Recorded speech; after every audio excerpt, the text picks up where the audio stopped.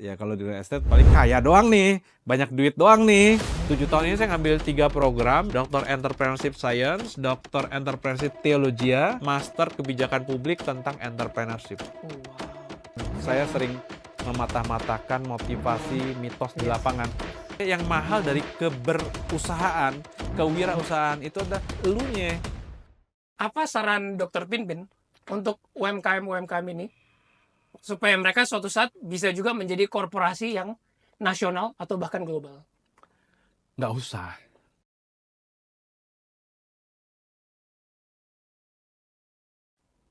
Di dunia di mana time freedom seringkali dianggap sebagai sesuatu yang ideal bagi para pebisnis, tamu saya hari ini hadir dengan perspektif yang baru. Sebagai ilmuwan dalam bidang kewirausahaan, beliau seringkali mematahkan mitos-mitos bisnis dan menginspirasi para pebisnis Indonesia untuk lebih fokus pada pertumbuhan bermakna dan manajemen waktu strategis ketimbang jalan pintas menuju kesuksesan. Dari pengamen sampai mendapatkan gelar 2 doktor. Satu aja berat ya. Thank you for your time, Dr. Pinpin. Thank you Edward. We really appreciate it loh, Pak.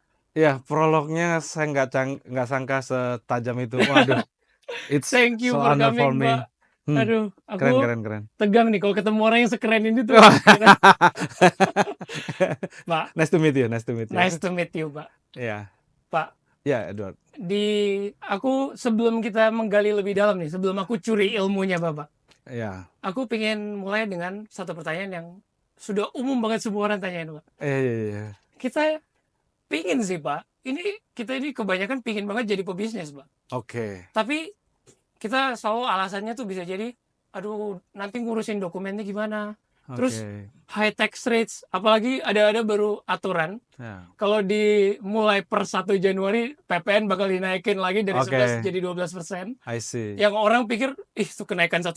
Padahal itu kenaikan hampir 10% kalau dari 11 ke 12. Ya. Sampai masalah pemodalan, Mbak. Ya. Nah, gimana sih menurut Bapak cara kita, masyarakat pada umumnya ini, mengakali semua tantangan itu dan bisa menjadi seorang wirausahawan yang sejati? Iya. Pertanyaan sederhana, tapi jadi memancing mau nggak mau, konseptualnya jadi harus dikeluarkan nih. Oke, kita kalau di lapangan kan udah sering dengar istilah mulai aja dulu.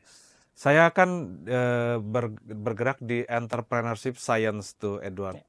Nah, jadi karena di situ ya suka tidak suka makanannya tiap hari itulah melototin itu, memikirkannya siang dan malam. Akhirnya memang saya terinspirasi, menurut saya stagingnya itu, makanya ini pertanyaan awal tapi jadi akhirnya luas. Izin ya. Silakan, Pak. Akhirnya stagingnya itu saya bagi dari 1.0 sampai 4.0. Siap. Atau bahasa sederhananya dari garasi menuju korporasi. Ya. Menarik, bisa jadi judul tuh. Ya. Dari garasi menuju korporasi. Tapi sebelum saya ngomong lebih jauh soal itu, kata kunci yang kita pengen dorong dari kekonsepan ini, satu katanya adalah hope. Meet the reality gitu. Kita bikin ilmu bisnis, ilmu manajemen, ilmu entrepreneurship, nggak bisa utopis, nggak bisa ngawang. Saya kan mantan produser musik, mantan developer properti, mantan pelaku kuliner yang bertransformasi di bidang edukasi. Jadi saya dari sana. Makanya dalam konteks itu saya berpikir, oke, semangat saya ngembangin ilmu adalah yang memberdayakan saudara-saudaraku. Semangat saya itu. Makanya apa itu? Meet the reality. Keilmuan yang kita kembangkan harus menjadi daya pertemuan teman-teman yang menggunakan ilmu kita dengan kenyataan. Nah, dalam konteks itu, maka hadirlah 1.0 sampai 4.0. 1.0 itu adalah era foundership. Bahasa warung kopinya, Pak Pimpin, saya masih acak-acakan, masih kacau balau, masih nggak ngerti pajak. Nggak apa-apa. Mulai aja dulu. Saya kacau balau dan sebingung ini berhak, Pak Pimpin. Sangat berhak. Tapi itu yang kita pengen highlight. Berarti eramu adalah foundership. Tapi begitu sesudah foundership, income 50 juta, 1 miliar, 2 miliar, 5 miliar, yakin masih mau ditenteng sendiri. Siap-siap pintu kedua, yang kita sebut dengan managerialship. Managerialship isinya 4. Keoperasionalan, kemarketingan, keuangan, ke HR-an, sumber daya manusia. Ya. Artinya ya udah, tapi gini, bayangkan kalau 4 hal ini udah harus diribetkan pada tahap 1. Iya. Nah, pada Nggak bakal mulai tuh, Pak. ya, dan challenging dan berat Yes, banget yes. gitu. Hmm. Nah, kalau 1.0 go to opportunity. Peluangnya ambil dulu. Saya masih kaca balok, peluangnya ambil dulu. Yes. Tapi 1.0 itu dia offset dan asetnya sudah baik, sehingga dengan managerialship ini mindsetnya adalah go institusi. Mesti punya pikiran menginstitusi. Oh, wow. Tadinya semua job desk itu kamu tanggung sendiri, mulai rekrutmen, mulai kaderisasi. Lalu kalau 2.0 berhasil, bersiap-siap masuk 3.0. 3.0 itu kata kuncinya konteks. Bisnis kan kalau masih sendiri kan nggak ada yang peduli. Tapi begitu bisnis ongoing big, orang rame-rame kan ngeliat kan. Pertama, dinamika lingkungan makro. Ya kayak Gojek. Ya. Dulu pas di entrepreneurial kan dia kagak tahu peraturannya akan mendukung dia atau tidak. Ya. Tapi di jalan dulu. Ternyata peraturannya mendukung dan valuasinya besar banget. Tapi itu yang kita sebut dengan dinamika lingkungan makro. Lalu dinamika persaingan. Jual ayam geprek kalau masih omset 10 juta, 20 juta masih nggak ada yang peduli. Begitu 50 juta satu hari, rame-rame orang ngelihat, aku masuk dan akan mengeliminasi kamu lah. Lalu yang ketiga dinamika perilaku konsumen. Konsumen masih mau nggak, dan seterusnya dan seterusnya. Nah, kita semua ini kan harus bereaksi. Yes. Nah, reaksi-reaksi pada 3 point itu kita sebut strategical shift. Oke. Itu goalnya adalah go positioning. Kalau Bank BCA ke kanan, aku sebagai Bank Mandiri ke kiri. Oke. Jadi kita nggak berebut di kue yang sama. Yeah. Setelah 3.0 terbangun, saya punya positioning, siap-siap masuk 4.0. Corporate shift. Corporate shift itu isinya 3. Pertama adalah continuous innovation, selalu berinovasi. Yang kedua adalah new business development. New business development kan isinya 3 tuh. Internal incubation, Yeah. kita beli perusahaan luar, atau kita merger kayak Tokopedia dan Gojek. Yeah. Lalu 3.0, 4.0 yang bagian ketiga itu adalah self transformation. Kita berubah secara menyeluruh, kayak Kodak yang gagal berubah saat masuk era digital. Nah, jadi itulah stagingnya kalau kita pengen berbisnis dari garasi menuju korporasi. Tapi apapun itu, maksudnya ini adalah pesan hope. Kalau kamu belum bisa 2.0 sampai 4.0, ya udah nggak apa-apa. You berarti di 1.0. Tapi bersiap-siap untuk another gate. Menarik. Siap. Ini bahkan sampai korporat besar. Yang aku note banget tuh yang tadi 4.0 pentingnya continuous innovation. Ya. Itu beberapa perusahaan yang teman-teman mungkin langsung bisa terpikirkan. Itu BlackBerry, Nokia, Kodak. Mereka itu perusahaan-perusahaan raksasa yang gagal karena mungkin berhenti berinovasi. Berarti dan gagal self transformation. Menarik. Ini jujur aja awal nih masih sesi myth di banking, dokter. Tapi kayak maksudnya sudah masuknya ke daging-daging. Iya. Jadi kayak aku mau tarik mundur sedikit mungkin. Ayo, Dr. Edward. Bisa nggak Dokter Pinpin tolong ceritain ke teman-teman buat yang belum tahu, gimana sih latar belakang Dokter Pinpin? Dibesarkan dari keluarga yang seperti apa, dan kira-kira values apa sih yang ditanamin ke Dokter Pinpin sedari kecil? Ya, gua dulu miskin ya. Aku dulu miskin. Jadi ya karena miskin dampaknya banyak di jalanan lah ya. Banyak di jalanan. Katanya sempat sampai ngamen juga. Ya ngamen, jadi polisi cepek gitu. Refleksi dari kemiskinan. Tetapi ya ekonomi keluarga membaik. Akhirnya aku studi. Secara umum aku adalah real entrepreneur. Aku nih produser musik. Aku ini developer properti. Aku ini pelaku bisnis kuliner. Cuman 2015 saya berdoa, bertanya sama Tuhan, Tuhan saya mau kemana? Nah, akhirnya pilihannya tuh apakah saya bertahan di dunia real estate, atau saya terimpresikan dari Tuhan masuk ke bidang entrepreneurship. Dan saya pegang panggilan ini, saya masuk ke bidang kayak entrepreneurshipan. Dan dahsyatnya Tuhan itu, saya ngambil S3 di 2 bidang kan untuk mewujudkan pembelajaran kayak entrepreneurshipan ini. Saya malah tercetak sebagai pendidik. Makanya tadi kan edukator. Jadi suka banget sama dunia pendidikan. Tapi yang menarik untuk saya spotlight, izin Edward. Saya tuh SMP kan ranking 2. Naik ada peningkatan ranking 7. Kok naiknya ke ranking 7? Ya, kan 2 tambah Waduh. 5, Oke. 7 kan. Oke. Habis ranking 7, naik lagi ranking 19, ranking 23, ranking 33, Wih, peningkatan terus tuh ya, Pak? dan saya sempurna menyelesaikan SMP. Sempurna. Ya, SMP kan jumlah murid ada 43 siswa. Oke. Saya ranking ke-43-nya. Wow, sempurna ya, Pak. Sempurna, sempurna. Saya menutup kelas itu. Siap. Nah, SMA saya di 4 tahun. Nggak naik sekali. Oke. Nggak naik sekali di 3 sekolah yang berbeda.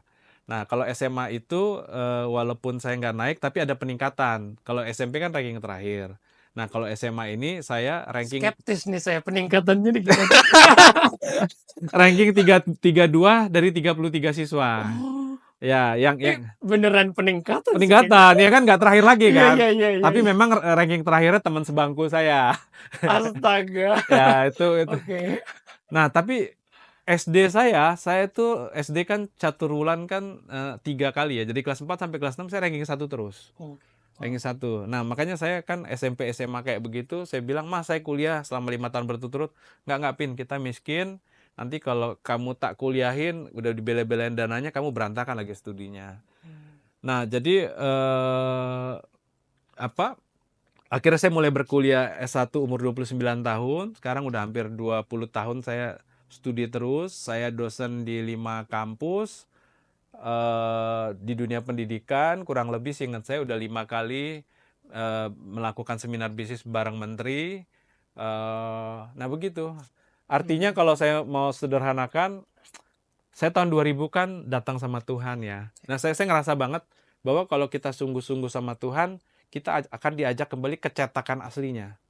Yang tadi yang Yang juara satu yang terus juara satu itu. itu. Sebenarnya kalau hidup saya normal-normal saja ya juara 1 dan terus juara 1, jadi doktornya mungkin lebih cepat ya. Tapi fase yang tanda petik berantakan ini bagus lah. Ini memasak saya. Jadi biasanya kalau dokter itu kan tegang-tegang, Iya. kaku-kaku. Iya. Di Indonesia jarang dokter suka Iya bercanda. loh, Pak. Terima kasih loh. Saya jadi sedikit lebih tenang. Ya, perjalanan hidup itu mematangkan kita, Bro Edward. I see. Pak, berarti kalau Dokter Pinpin, Ya. ada nggak, apakah momen di tahun 2010 itu yang membuat Dokter Pinpin memutuskan, saya mau nih menjadi seorang wirausahawan, saya mau nih menjadi seorang edukator, atau ada momen tertentu yang spark interest Bapak dalam dunia kewirausahaan? Oh, kewirausahaan ya. Yes. Oke, ya itu 2015 itu kan. Ya. Saya berdoa sama Tuhan, Tuhan kemana nih? Ya, long story short, apakah di real estate? Ya kalau di real estate paling kaya doang nih, banyak duit doang nih. Banyak duit doang ya? Iya, memang kalimat itu yang muncul. Ya walaupun mungkin ada tujuan yang lebih tinggi selain duit. Nah, makanya ada tujuan yang lebih tinggi dari uang. Ya akhirnya entrepreneurship kan. Artinya kalau saya menjagokan diri di ke-entrepreneurshipan, rasanya saya akan bisa berguna buat sesama. Tapi memang 2015 itu kurang lebih ya. Berarti saya udah sekitar 10 tahun lah atau 12 tahunan lah bersentuhan dengan komunitas entrepreneurship dan edukasinya. Jadi memang karya Tuhan itu nggak ada yang instan sih. Saya butuh bersentuhan 10 tahun dulu, hingga akhirnya di 2015 memutuskan, yes, gue mau belajar dari nol di entrepreneurship, dan mengkristalkan diri. Dan puji Tuhan, Edward, achievable loh. Ya sekarang kan aku lumayan dianggap orang ngerti entrepreneurship. Setidaknya udah 5 kali bareng menteri ngomongin begini-gini ya. Itu sih sudah bukan lumayan lagi sih, Pak. Ya. Kalau sudah bisa berbagi bersama para menteri juga. Nah makanya itu kan kode-kode cantiknya Tuhan tuh. Gue kadang-kadang kalau begitu gue lihat impresi di hatiku, jalan lu udah bener bro. Ini kalau teman-teman pada suka kisah from zero to hero, pas aku research soal Dokter Pinpin, ini benar-benar kisah from zero to hero yang kita semua harapkan. Ya untuk urusan edukasi entrepreneurship ya, untuk urusan itu ya. Dan tadi Bapak cerita pengalaman Bapak dari mulai lahir dari keluarga yang miskin, sampai akhirnya punya 2 gelar doktor. Iya. Tapi saya merasa tadi Bapak itu dikompres banget. Bapak kompres banget. Malah ini kan sebenarnya timelinenya panjang nih. Iya. Nah, pertanyaan aku, habis pertama kali Bapak studi, Bapak waktu itu ambilnya jurusan apa, Pak? Dan kenapa? Nah, menarik. Ini jadi bicara studi ya. Ya. Dan sekali lagi, Bro Edward dan teman-teman, tangan Tuhan tuh keren banget. Siap. Sebagai anak muda, aku pengen bilang hidupku itu terasa banget ditenteng Tuhannya. Dan aku di kelompok anak muda di komunitasku, aku nggak ngerti lah. Waktu itu dipercaya kan memimpin suatu sesi.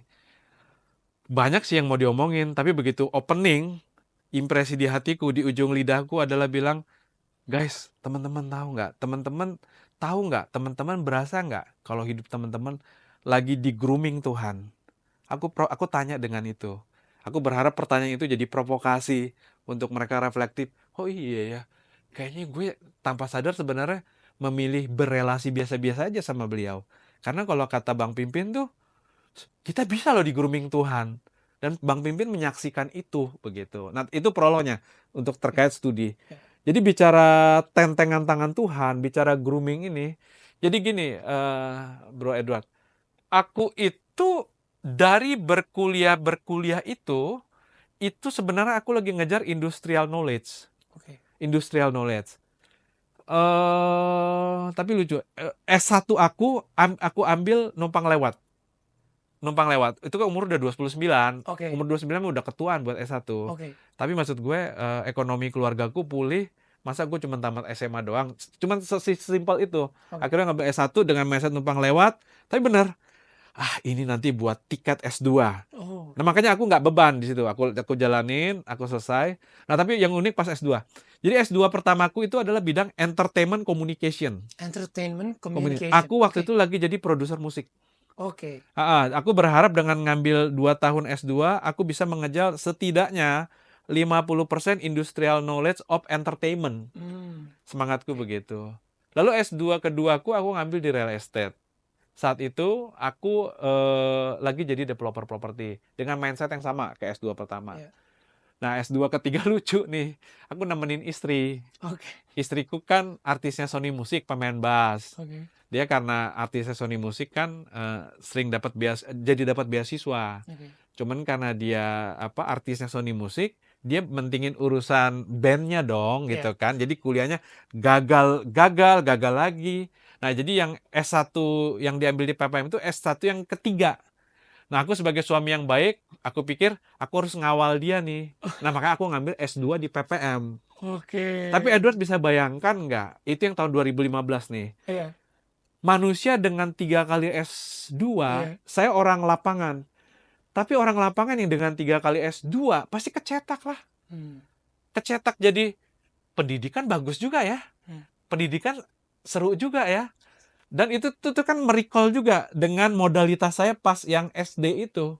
Artinya saya bukan dari nol loh di urusan pengembangan intelijensia ini, keteredukasian. Saya punya modalitas itu. Nah, makanya akhirnya 2015 berdoa sama Tuhan. Akhirnya saya ngambil 7 tahun ini saya ngambil 3 program, 2 program doktor entrepreneurship science, doktor entrepreneurship theologia, sama aku lagi menyelesaikan ini mungkin 2 minggu lagi selesai master kebijakan publik tentang entrepreneurship. Berarti S3-nya ini banyak berkaitan sama entrepreneurship. Iya, dikristalkan ke sana, Edward. Menarik. Tadi yang aku note, Dr. Pinpin, menaikkan standar para suami di Indonesia. Tadi para suami pas denger tahan nafas tuh kayak, ternyata kalau saya suami yang baik harus temenin nanti istri punya studi. Nah, pertanyaan aku, Dr. Pinpin. Iya, Edward. Apa yang spark interest Dr. Pinpin dari tadi kan pertama produser musik ya S1. S2 pertama ya. Terus kenapa bisa jump leap of faith-nya ke real estate? 2011 industri musik ambruk. Dengan skandal RBT. Nanti lihatlah di Google skandal RBT itu apa. Makanya 2012 aku masuk ke real estate. As simple as that actually. Why real estate? Any specific reason, Dr. Pinpin? Diajak teman sih. Diajak teman dan profitnya nyata. Ya akhirnya diseriusin. Tapi paling cuma kaya doang. Paling kaya. Benar. Nah, terus yang S3 tadi ada entrepreneurial entrepreneurship science. Science. Dan yang kedua adalah entrepreneurship in theology study. Yang Oke. ketiga nih sekarang aku lagi menyelesaikan Entrepreneurship and Public Policy Public policy. Study ya. Kita mulai satu-satu ya, Dokter Ya ya Pimpin ya. ya ya ya. Dari entrepreneurial yang pertama tadi, Entrepreneurship Science. science ya. Ya ya. Apa satu pelajaran yang bisa Dokter Pimpin bagi-bagi ke teman-teman nih? Kan Ya. kita belum tentu ada yang serajin Dokter Pimpin nih. Bisa sampai S3, ambil 3 lagi Good S3-nya. question. Apa satu pelajaran yang Dokter Pimpin bisa bagikan dari sisi entrepreneurial science Ke dulu? entrepreneurship and science Yes, ya. yes. Ya.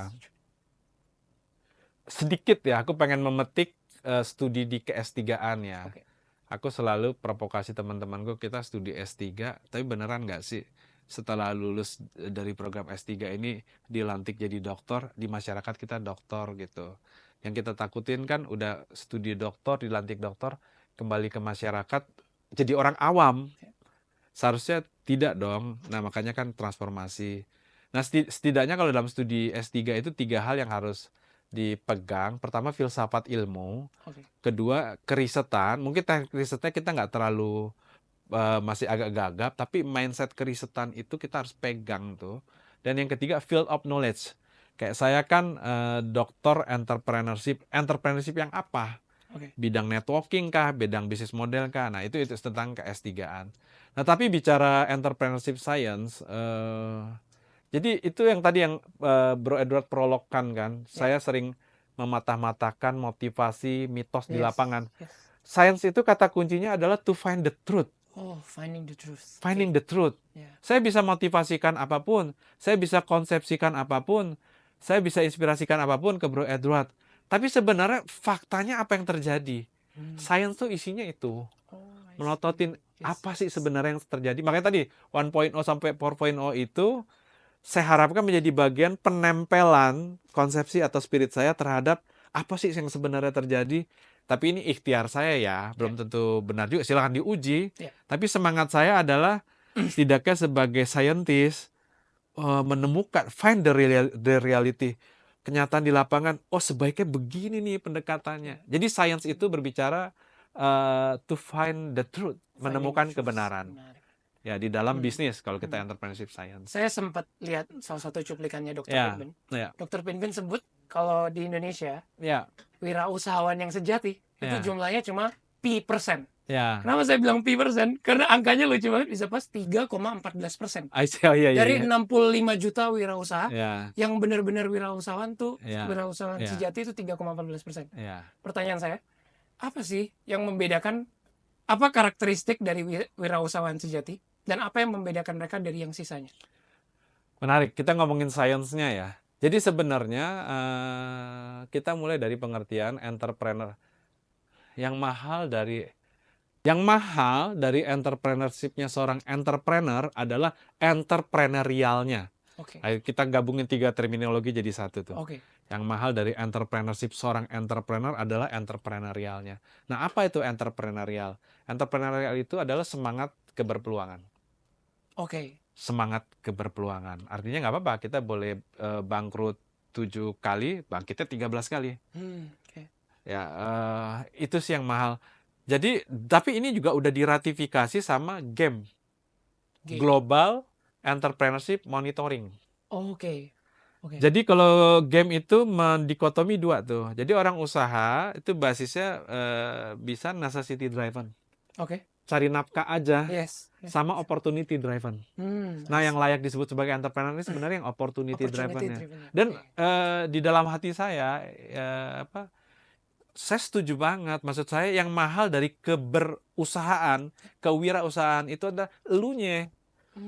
Semangat kita untuk selalu berpeluang. Kan fakta hidup kan segala sesuatunya kan uncertainty. Uncertainty, very uncertainty. Satu-satunya hal yang tidak pasti adalah ketidakpastian. Iya. Dan satu-satunya yang pasti adalah saya. Untuk tetap semangat keberpeluangan. Itu yang menjadi energi saya lakukan banyak hal sebagai pelaku usaha. Kan itu sebenarnya. Tadi Dr. Pimpin mention, kalau dikotomi dari wirausaha itu, satu opportunity driven, sama yang satu necessity driven. Saya notice, kalau misalnya di luar negeri, kayak Mark Zuckerberg, Steve Jobs, kebanyakan yang kita tuh yang sukses-sukses, itu memang kebanyakan dari opportunity driven. Sementara kita nggak bisa memungkiri fakta kalau di Indonesia kebanyakannya kayaknya yang necessity driven. Yes. Ya makanya 65 juta itu kan commonly necessity. Yes, Commonly yes, necessity. yes. Gimana cara mereka bisa mengubah pola pikir mereka dari necessity driven pindah ke opportunity driven? Edukasi, inkubasi, community sih. Edukasi, inkubasi, Edukasi, dan community. community. Ya itu sebenarnya kalau di psikologinya, saya kan di entrepreneurship science kan khususnya saya menukik ke behavioral. Ya. Oke. Jadi fenomenologi ada fenomena, ada behavioral apa di situ. Yes.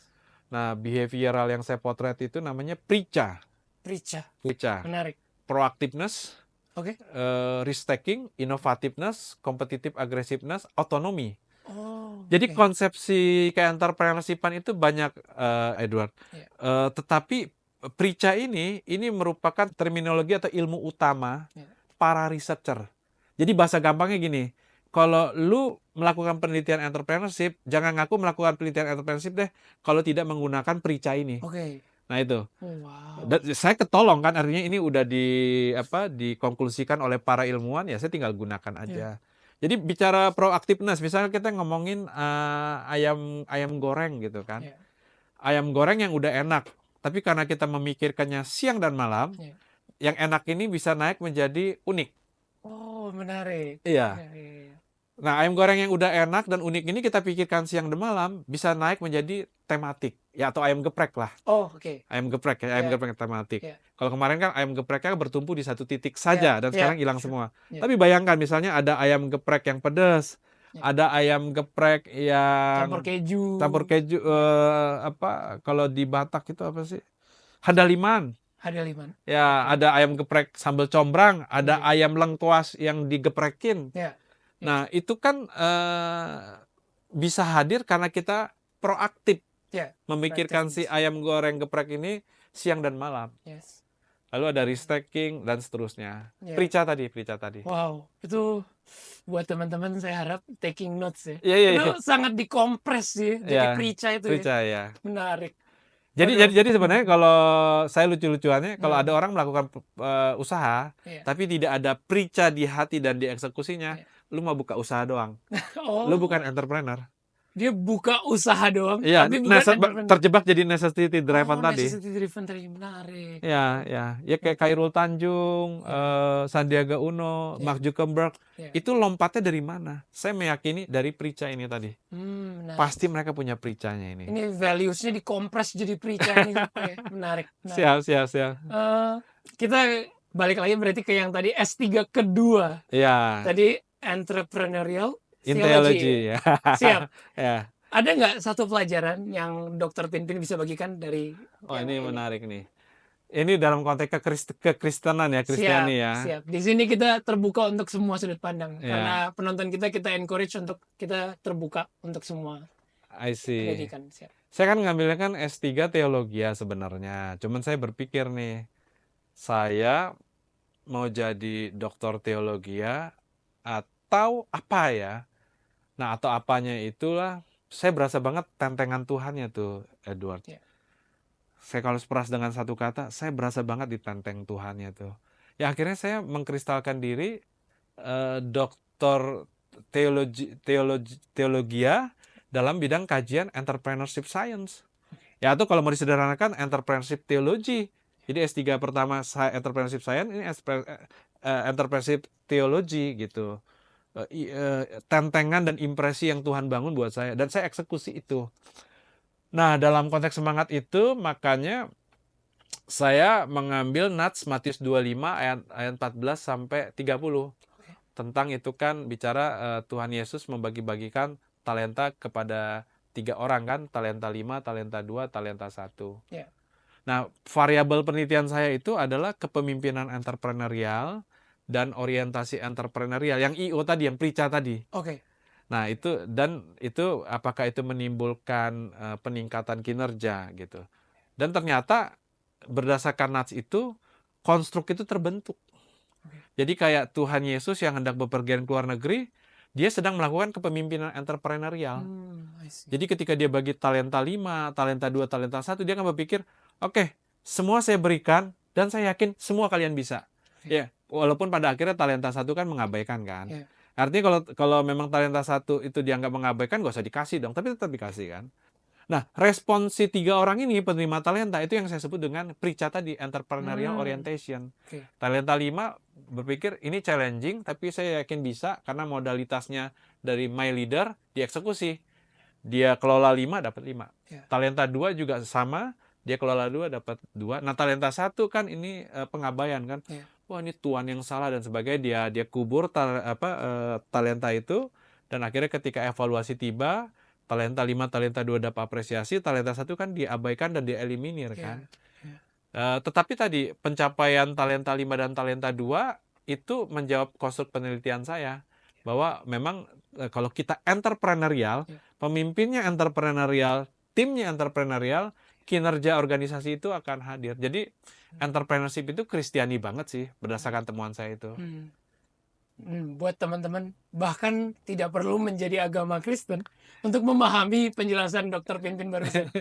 Itu intinya teman-teman kalau misalnya dikasih suatu privilege ya dalam bahasa sekarang mungkin ya, kita tuh masing-masing dikasih privilege. Ada yang dikasih privilege-nya banyak, ada yang dikasih privilege-nya sedikit. Tapi itu tetap bergantung lagi dari kita, cara kita menggandakan privilege tersebut dengan konsep PRICA tadi ya. Yang dalam hal ini berarti teologi dan entrepreneurial ini punya koneksi sebenarnya. Ya, bergabung. Sangat menarik. Ya. Dr. Pinpin, kan kalau berdasarkan data, Ya. 99,99% dari bisnis di Indonesia Ya. itu terdiri dari bisnis-bisnis kecil, UMKM. Ya. Dan 99,99% bisnis ini berkontribusi ke 97% ketenaga kerjaan di Indonesia. Ya. Apa saran Dr. Pinpin untuk UMKM ini supaya mereka suatu saat bisa juga menjadi korporasi yang nasional atau bahkan global? Nggak usah. Ini 65 juta loh. Oke. Nanti biar by nature aja. By nature si teman-teman 65 juta ini jadi something yang keren banget, yang gede. Itu nanti by perjalanan. Yang jadi kegemasan saya rindu mengajak si 65 juta UMKM ini, yuk jadi entrepreneur lah. Bisnis itu susah. Bisnis itu unpredictable, uncertainty. Yang bikin kamu bangkit bukan program pemerintah. Tapi utamanya yang bikin kamu bangkit, elunya. Yes. Api di dalam dirimu, ya dengan PRICA tadi. Nah, jadi 65 juta ini nggak wajib go korporasi. Karena kalau si 65 juta ini go korporasi, Indonesia akan hyper competition. Nah, sebaliknya kalau mereka menjadi entrepreneur, itulah yang menjadi survival mereka. Dan kata keduanya go lokalitas. Iya, nggak apa-apa. Kita nggak mesti gimana-gimana di satu titik, tapi jago banget, keren banget. Anak istri pasti happy karena kita tiap hari punya omset. Karena kita product excellent, service excellent. Actually itu sih utamanya. Karena 65 juta ini banyak yang masih melakukan usaha asal-asalan. Itu problem utamanya menurut saya. Dan yang saya notice, banyak orang masih punya victim mentality. Mereka masih suka menyalahkan keadaan. Makanya tadi yang Dr. Pinpin tekankan itu penting banget. Kita nggak bisa sukses semata-mata dari program pemerintah. Ini kebergantungan yang sangat buruk sebenarnya untuk jangka panjangnya. Menarik. Dr. Pinpin. Kita anggap ini mesin waktu ya. Oke. Jadi ini bukan cuma Prof. Semata. Jadi kita bisa pakai juga sih. Kita anggap waktu bisa dibalik, Dr. Pinpin. Kira-kira Dr. Pinpin mau balik ke momen apa di hidupnya Dr. Pinpin? Dan kira-kira apa yang Dr. Pinpin bisa lakukan secara sedikit lebih berbeda mungkin di saat itu? Supaya teman-teman mungkin ada yang bisa belajar, nggak perlu melalui kesalahan yang sama. Saya akan memilih menjalani jalan yang sama. Karena jalan yang ada ini buat saya keren banget. Ilahiyah banget. Dengan tangan Tuhan banget. Tapi memang benar, jika ada hal yang harus saya ingin lakukan secara lebih baik, waktu. Waktu buat papa mama saya, adik-adik saya, anak dan istri saya. Sekarang tuh saya tuh 7 tahun yang lalu, 10 tahun yang lalu, kalau ditanya orang, sebenarnya cita-citamu, lu mau kemana sih? Jawaban saya bisa melintir ke sana, bisa melintir ke sana sini gitu. Tapi 5 tahun terakhir ini, saya selalu cerita kemana-mana. Cita-cita terbaik dalam hidup saya, dan saya akan berjuang mewujudkannya itu adalah jadi suami buat istri saya, dan jadi papa buat anak-anak saya. Itu yang harus dicita-citakan. Yang lainnya mah, itu mah profesi lah. Lakukan aja udah. Aduh, ini tadi suami-suami nonton tahan napas lagi. Aduh, ini Dokter Pinpin naikin standar lagi nih. Tapi ini personal impression ya, personal Iya. impression. Menarik. Terima Siap, kasih siap, untuk siap. jawabannya Dokter Pinpin. Ya. Final question. Ya. Ini kameranya Dokter Pinpin. Oke. Aku percaya aset digital Dokter Pinpin itu Oke. bisa bertahan bahkan sampai 100 tahun lagi Dokter Pinpin. I see. Jadi mungkin ada orang di tahun 2100, 2124 Ya. masih ada yang nonton video ini. Iya. Dan dia melihat, dia terinspirasi dengan Dokter Pinpin. Apa pesan timeless advice yang menurut Dokter Pinpin nasihat yang bakal tetap berlaku sampai 100 tahun lagi untuk penonton kita di masa yang mendatang tersebut? Teman-teman, Tuhan itu seru banget lah. Tuhan itu keren banget, dan Tuhan itu kekinian banget. Pokoknya kalau kita dekat sama Tuhan, hidup kita bakalan seru, ceria. Tapi itu keseruan dan keceriaan yang membaret di hati ya, yang akan menimbulkan tangis. Saya nggak bisa bilang itu apa, tangis sedih atau tangis apa ya. Kalau saya pribadi, ketika mengingat kebesaran Tuhan, pasti saya nangis. Saya nggak tahu lah itu tangis sedih atau tangis apa, tapi ya mungkin secara sederhana itu tangisan karena kerennya Tuhan. Jadi ya jangan sia-siakan waktu, jangan bawa waktu. Ayolah berakrab-akrab ria dengan Tuhan. Tuhan itu sahabat sejati kita dalam hal apapun. Terima kasih banyak. Iya. Terima kasih untuk waktunya. Iya, siap. Terima kasih untuk sharing ilmunya. Saya merasa waktu ini tuh nggak bakal cukup untuk siap. mengekstrak ilmu dari Dokter Pinpin. Siap. Jadi we should definitely talk more later on. Siap. Mulai dari SD yang 9 kali berturut-turut juara 1 sampai rankingnya tiba-tiba mengalami peningkatan. 2 ke 7 ke 32 dan seterusnya sampai pada akhirnya jadi edukator kewirausahaan. Itu sangat menginspirasi aku, Dokter Pinpin. Buat teman-teman, aku harap teman-teman yang hari ini menonton ingat pelajaran yang tadi tuh, yang 1.0, 2.0, 3.0. Tapi aku yakin banget kebanyakan dari kita mungkin masih di stage 1.0. Jadi buat teman-teman, aku harap mulai hari ini mulai aja dulu. Dan sisanya kita bisa pelajari bareng dengan konsep yang tadi Prica dan lain sebagainya. Mungkin bisa lagi cari Dokter Pinpin tolong supaya kalian bisa level up bareng aku juga. Well, this has been the game of life, and I'll see you in the next level.